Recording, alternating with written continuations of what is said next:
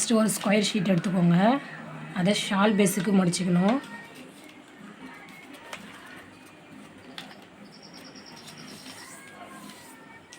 Shawl பேஸுக்கு நல்லா மடிச்சுட்டு அதையும் ரெண்டாக இப்படி மடிச்சுக்கணும்.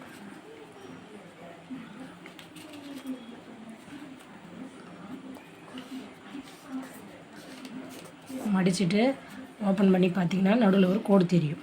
இப்போது மேலுள்ள இந்த இடம் மையக்கோட்டை தொடுறது போல் இப்படி மடிக்கணும். இதே போல் ஆப்போசிட் சைடும் மடிக்கணும்.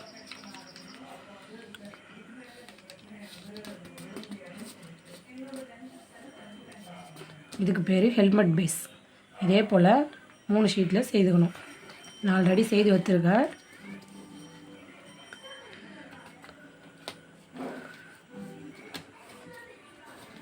மூணு கலரில் இந்த மாதிரி எடுத்துக்கணும்.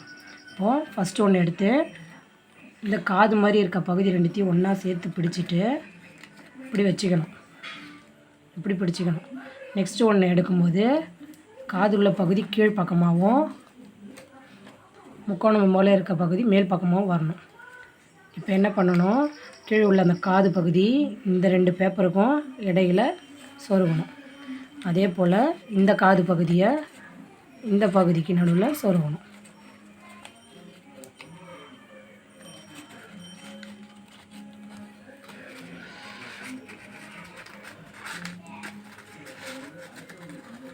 பார்த்தீங்கன்னா சொருகினதுக்கப்புறம் இந்த 2 காது பகுதி அப்படியே இருக்கும்.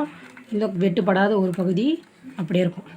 இப்போ என்ன பண்ணணும், அடுத்த பேப்பர் எடுத்துகிட்டு வெட்டுப்பட்ட பகுதி கீழ் பக்கம் வர மாதிரியும் வெட்டுப்படாத பகுதி மேல் பக்கம் வர்றது போலையும் வச்சுட்டு இப்போ என்ன பண்ணோம், அந்த வெட்டுப்பட்ட பகுதி இதுக்குள்ளே வர்றது போல் நம்ம சொருகணும்.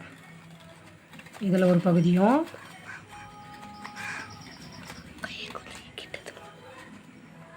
இதில் ஒரு பகுதியும் இப்படி உள்ள சொருகணும்.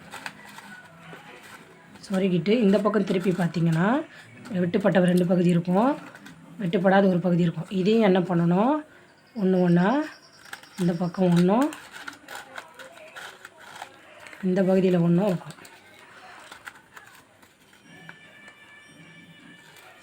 இதையும் இப்படி நல்லா சொருகி விட்டிங்கன்னா உங்களுக்கு ட்ரையாங்கிள்,